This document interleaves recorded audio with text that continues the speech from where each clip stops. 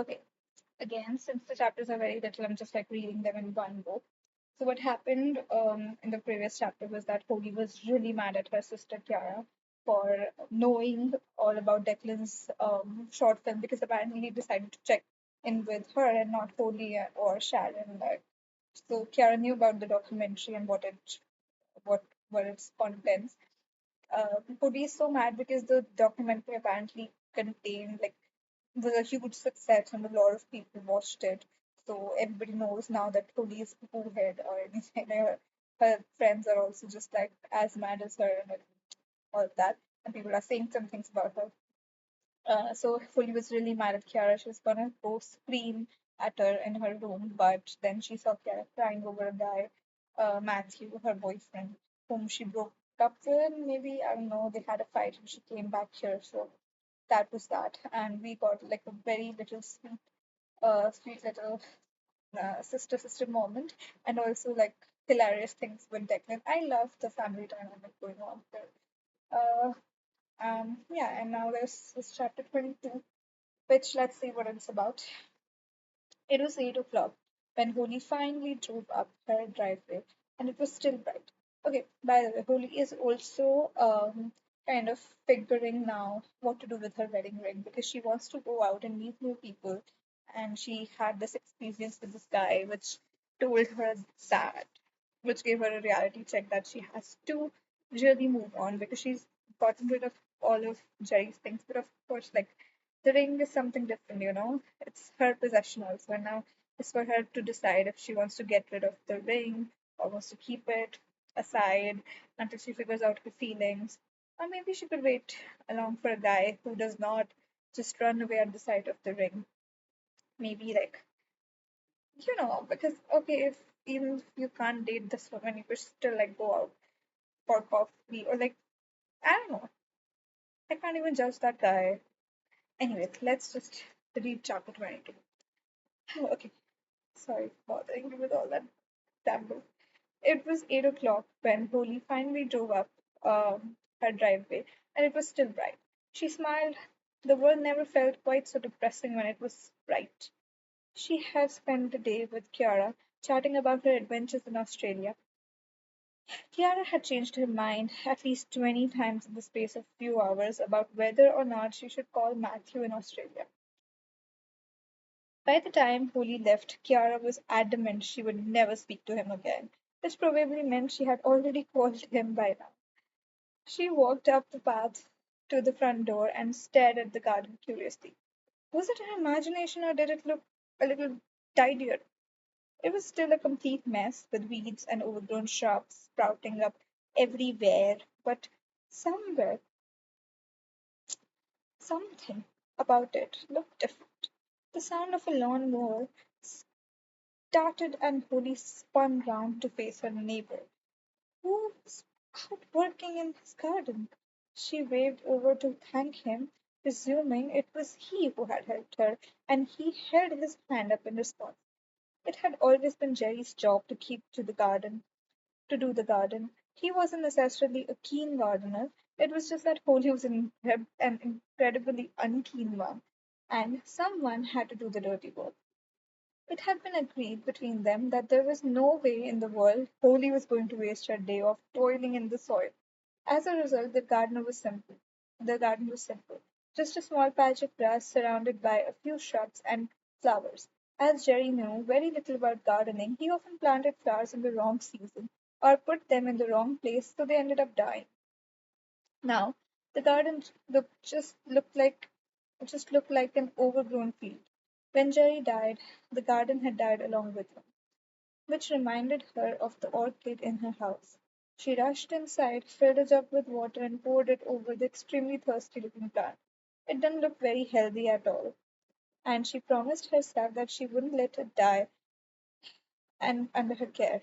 She threw a chicken curry into the microwave and sat down to wait at the kitchen table. Outside on the road, she could still hear the kids playing happily.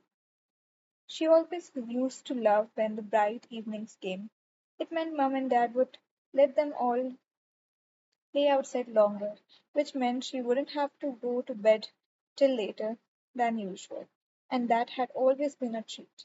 Holly thought back over her day and decided it had been a good one, apart from one incident. She looked down at the rings on her wedding finger and she immediately felt guilty. When that man Rob had walked away from Holly, Holly had felt awful, so awful. He had given her that look, as if she was about to initiate an affair when that was the last thing in the world she would ever do. She had felt guilty for even considering accepting his invitation to go for coffee. If Holly had left her husband because she absolutely couldn't stand him anymore, she could understand being able to eventually to be attracted to someone else. But her husband had died when they both were still very much in love. And she couldn't just fall out of love all of a sudden just because he wasn't around anymore. She still felt married. She still felt married. And going for a coffee today would have seemed as if she was betraying Jerry. The very thought disgusted her. Her heart, soul, and mind still belonged with him. Holly twisted her ring around her finger, lost in thought. At what point should she take her wedding ring off? Jerry was gone, almost 6 months now. Where was the rule book for widows that explained when exactly the ring should be taken off? And when it finally did come off, where would she put it? Where should she put it? In the bin beside her bed so she could remember of him every single day? She continued to twist the ring around her finger and plagued herself with question after question. No, she wasn't quite ready to give up her Jerry yet. As far as she was concerned, he was still living. The microwave beeped. She took the dish out and threw it straight into the bin. She had suddenly lost her appetite. Later that night, Denise rang her in a tizzy. Switch Dublin FM on, quickly! Odie raced to the radio and flicked the switch. I'm Tom O'Connor, and you're listening to Dublin FM. If you've just joined, we are talking about bouncers. In light of the amount of persuasion it took the girls and the city girls to blag their way into the door, we want to know what your thoughts on bouncers are. Do you like them? Do you not? Do you agree or understand why they are the way they are? Or are they too? The number to call is Polly picked the phone back up, forgotten for a moment that Denise was still on the other line. Well, Denise said, giggling, what the hell have we started, Denise? I know, she chuckled. It was so obvious she was loving every minute of it. Did you see the papers today? Yes, it's all a bit silly, really. I agree, it was a good documentary, but the stuff they were writing was just stupid. Oh, honey, I love it. And I love it even more because I'm in it. I bet you do. Polly laughed. They both remained quiet while they listened to the radio. Some guy was giving out about bouncers, and Tom was trying to calm him down. Oh, listen to my baby, Denise. That doesn't you sound so sexy? Uh, yeah, Polly mumbled.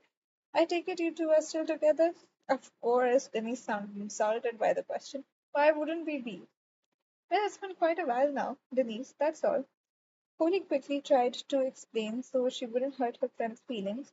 And you always said you wouldn't be with a man for over a month, that you hate being tied down to one person. Yes, well, I said I couldn't be with a man for over a period of months, but I never said that I wouldn't. Tom is different, Holly, Denise added breathily. Holly was surprised to hear this from Denise, the girl who wanted to remain single for the rest of her life. Oh, so what's so different with Tom then? Polly rested the phone between her ear and her shoulder, and she settled down in the chair to examine her nails. Oh, there's just this connection between us. It's like he's my soulmate. He's so thoughtful, always surprising me with little gifts and taking me out for dinner and spoiling me. He makes me laugh all the time, and I just love being with him. I haven't got sick of him like all the other guys. Plus, he's good looking. Holy stifled a yawn. Denise tended to say this after the first week of going out with all her new boyfriends, and then she would quickly change her mind. But then again, perhaps Denise meant what she said this time. After all, they had been going together for several weeks now. I'm very happy for you, Holly replied genuinely. Two girls began listening to a bouncer speaking on the radio. Well, first of all, I just want to tell you that for the past few nights we have had, I don't know how many princesses and ladies queuing up at the door. Since that bloody program was aired, people seem to think we are going to let them in if they're royalty. And I just want to say, girl, it's not going to work again, so don't bother. Tom kept laughing and tried to hold himself together. Polly flicked the switch off on the radio. Denise, Polly said seriously, the world is going mad. The next day, Polly dragged herself out of bed to go for a stroll in the park. She needed to start doing some exercise before she turned into a complete slob, and she also needed to start thinking seriously about job hunting. Everywhere she went, she tried to picture herself working in that environment. She had definitely ruled out clothes stores. The possibility of having a boss like Denise had talked her out of that one. Why don't you want your friend type of person as a boss? Restaurants, hotels, pubs, and she certainly didn't want another 9 to 5 job, which left nothing. Cody decided she wanted to be like the woman in the film she had seen last night. Miss Congeniality?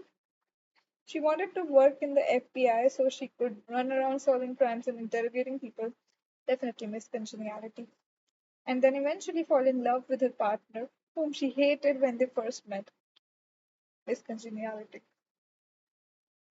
However, seeing as she neither lived in America nor had any police training, the chances of that happening didn't seem too hopeful. Maybe there was a maybe there was a circus she could join. That sounds about right. She sat down on a park bench opposite the playground and listened to the children's screams of delight. She wished she could go in and play on the slide and push on the swings instead of sitting here and watching. Why did people have to grow up? Cody realized she had been dreaming of going back to her youth all weekend. She wanted to be irresponsible. She wanted to be looked after, to be told that she didn't have to worry about a thing and that someone else would take care of everything. How easy life would be without knowing, without having grown up problems to worry about. And then she could grow up all over again and meet Jerry all over again and force him to go to the doctor months earlier. And then she would be sitting beside Jerry there on the bench while watching their children playing. What if, what if, what if? She thought about the stinging remark Richard had made about never having to bother with all that children nonsense. It angered her just thinking about it. She wished so much that she could be worrying about all that children nonsense right now. She wished she could have a little Jerry running around the playground while she shouted at him to be careful and did other mommy things, like spit on a tissue and wipe his pudgy little dirty face. Why would you do that? Polly and Jerry had only started talking about having children a few months before he was diagnosed. So they had been so excited about it and used to lie in bed for hours talking, trying to decide names, creating scenarios in their heads of what it would be like to be parents. Polly smiled at the thought of Jerry being a father. He would have been terrified. She could imagine him being so patient while he sat helping the kids. He would have been terrified. She could imagine him being so overprotective if his daughter ever brought a boy home. Imagine if. But Holly needed to stop living her life in her head, remembering old memories and dreaming of impossible dreams. It would never get her anywhere. Talk of the devil, Holly thought to herself. Seeing Richard leaving the playground with Emily and Timmy, he looked so relaxed, she thought, watching him in surprise and as he chased the children around the park. They looked as though they were having fun, not a very familiar sight. She sat on the bench and zipped up her extra layer of thick skin in preparation for their conversation. Hello, Holly, Richard said happily, spotting her and walking across the grass to her. Hello, Holly said, greeting the kids as they ran over to her and gave her a big hug. That made a nice change. You're far from home, she replied. She said to Richard, what brings you all the way over here? I brought the children to see Grandma and Granddad, didn't I? He said, ruffling Timmy's head, and we had McDonald's. Timmy said excitedly, and Emily cheered. Oh, yummy, Holly said, smacking her lips. You lucky things. Isn't your dad the best? Richard looked pleased. Junk food? Holly questioned her brother. Ah, he waved his hand dismissively and sat down beside her. Everything in moderation? Isn't that right, Emily? 5-year-old Emily nodded her head as though she had completely understood her father. Her big green eyes were wide and innocent, and her nodding head was sending her red ringlets bouncing. She was eerily like her mother, and Holly had to look away. Then she felt guilty and looked back and smiled, then had to look away again. There was something about those eyes and that hair that scared her. Well, one McDonald's meal isn't going to kill them, Polly agreed with her brother. Timmy grabbed at his throat and pretended to choke. His father went red as he made gagging noises as he collapsed on the grass and lay very still. Richard and Holly laughed. Emily looked as if she was going to cry. Oh dear, Richard joked. Looks like we were wrong, Holly. The McDonald's did kill Timmy. Holly looked at her brother in shock for calling his son Timmy, but she decided not to mention it. It was obviously just a slip of his tongue. Richard got up and threw Timmy over his shoulders. Well, we better go bury him now and have a funeral. Timmy giggled as he dangled upside down on his father's shoulders. Oh, he's alive! Richard laughed. Oh, no, I'm not, giggled Timmy. Cody watched in amusement at the family scene before her. It had been a while since she had witnessed anything like this. None of her friends had children, and Holly was very rarely around any. There was obviously something seriously wrong with her if she was doting on Richard's children, and it wasn't the wisest decision to become broody when there was no man in your life. Okay, we best be off, laughed Richard. Bye, Holly. Bye, Holly, the children cheered, and Holly watched Richard walk off with Timmy slung over his right shoulder as little Emily hopped, skipped, and danced along beside him while gripping his hand. Polly stared in amusement at the stranger walking off with two children. Who was this man who claimed to be her brother? Polly certainly had never met that man before. Yeah, I know, like, this is a spoiler. If you want to skip it. Chapter is done. You can end this video right here. But those who might have read this book or don't mind a spoiler, Richard is like they're gonna have like a good bond now, and Holly's sort of going to fall off with her brother Jack Hurt, with whom she used to have a good bond. So this book is also about like how your relationship with people you knew earlier changes with certain things in your life, and it this book like keeps you wondering if what happened with Holly was actually really for her best. You know, like Jerry also lived a good life with Holly, and he died with Holly beside her, and then Holly got to live like this whole other life which she would have never gotten to live were if it was not for Jerry's death, because they were like in a very different bubble of their own, had a different friend circle, and never thought life that deeply as now Holly was thinking, and her whole perspective is changing, and like there are more chapters, and I feel like these chapters are going to be so much fun because this part of the book I love a lot. Holly comes to herself and becomes her own person at that, which is something I love reading. So we'll be meeting for chapter 23 pretty soon. See ya. Bye bye.